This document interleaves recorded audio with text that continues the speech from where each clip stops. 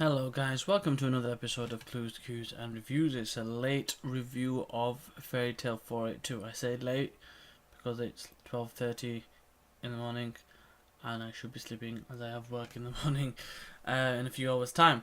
But I've got to do what I got to do, right? And just want to get this review out. Interesting chapter, not the most amazing, not the worst, okay. But we'll get into it. Without further ado, let's get into this review. So, as a chapter, not a lot really happens. There's a few things that do happen that I will discuss in this chapter, but for the most part, it pretty much went in the way I thought it would do. Everyone gets paired up with a memory of a historical fallen comrade or someone that they've beaten. People are struggling. Even Laxus is struggling. And basically, was it Sherry that was down, or Wendy was down, I think. So everyone's struggling, including Erza. And the idea behind this technique is to do with your memories.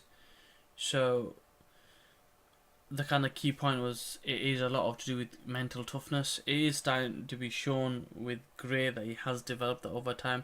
I think for Grey to be able to stand up different to Leon, because Leon in this chapter is a lot more mentally affected by the visage of Ur being there. So the actual reincarnation or the spirit of Ur being there really affects him, whereas Grey seems to be handling it a lot better. He's still struggling, but I guess he's got a lot of higher resolve and he's got that more mental tenacity, I guess. And I think that was a lot to do with in the past, being how he's grown up, being the fact that he's been on all these adventures with Fairy Tale members and the losing of his father twice. It kind of changed him as a person, made him a lot more stern, a lot more serious, a lot more driven, and I guess that shows in the difference between them two, and that will hopefully be key moving forward.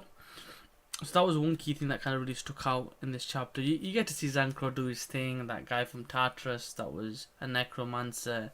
You get Laxus fighting a little bit, and his one-liners as always. He's like the Arnie of Fairy Tale. He goes, "Why don't these people just stay dead?" These former people that start up the guild, the original members type of thing. So these one-liners, I mean, that's part of the course. That's just Laxus, I guess. That's his personality, the person we know and love, so to speak. So it's an interesting chapter from that regards. We get to see bits and bats, and it is very a mental thing. But the idea of his magic, the Nine Hearts magic, is really evident in Erza's battle, because Erza struggles and she's trying to deal with the situation and she does well, but then she gets caught and it's like deja vu. She's having to deal with this whole torture situation with Kyoka again. But by the end of it, Erza's just Erza. She goes, "Look, are you done? Is that all you got? Do you mind finishing up now?" And they're like taking chunks out of her and everything else. And she basically gives them the look. Type of thing, and that basically puts them back in this place. And it was really down to the mental tenacity, and it really shows there, because she basically says, "Though you may have been fierce, you all tasted defeat to my blade. Do you want that to happen again?" And they're like, "Oop," and then they were gone.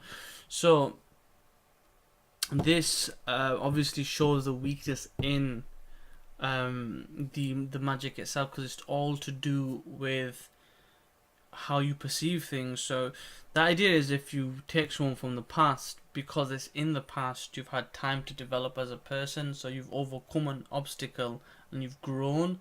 And I guess the idea of to overcome this obstacle is to show your growth, and it's going to be the same thing with Grey and Leon and everybody else. So that's really what this is all about, I guess. So not the most amazing chapter, but we get to still see some of that Erza tenacity without a Nakama power up, so to speak. Oh, crazy though was the ending. So Erza's down, Jellal and Kagura return, and Jellal's face.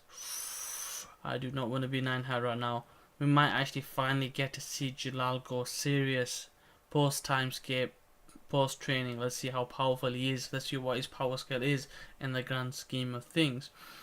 Also, towards the end, Nine Heart's like, "Erza, scarlet hair, that power, Lady Eileen. Are we related? We're gonna find out Erza's past because we know that as a child she grew up on that tower, they escaped, and Simon dies. We saw that at the beginning of the manga and anime. What we didn't know was what happened before that. So, who her parents were, and I guess it's Lady Eileen is more than likely gonna be her parent. So what's interesting is there's gonna be a lot of characters whose relatives more than likely aren't originally from Magnolia or Fiore. They're gonna be from other continents.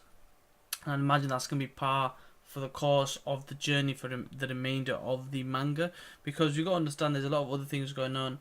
So we're probably going to find out about that final key, that Aquarius key, I should say, that Lucy needs to find. We may probably go through different continents. So there's a lot of world building that needs to happen in Fairy Tail. But I'm told there's another 2 or 3 arcs to go at this point. So hopefully we'll get enough time to get all that out of the way. So an interesting chapter, like I said, not the most amazing. So we're interested. The ending was, really, what kind of was a saving grace, I guess. Barely saving it at that, but an interesting chapter nonetheless. I'm going to give it a 5 out of 10. It wasn't amazing. It wasn't the worst. 5 out of 10 is average. I would have to go with that. The Jellal face at the end. Jellal, whichever you want to call it. Yeah. Lady Eileen, I'd like to find out more about her. We'll have to wait and see really what happens next. Give me a thumbs up if you enjoyed the chapter, if you enjoyed this review. Let me know in the comment section below what your thoughts are, what we think we're going to find out in the next chapter. And if you haven't already, please subscribe. I'm on 49 subscribers. I'd like to get to 50 on the route to 100 and hopefully 1,000 by the end of the year. As always, keep it tight, take it easy, peace, and check out my links below of all the other social networks I'm involved with. For now, take it easy. Have a nice day.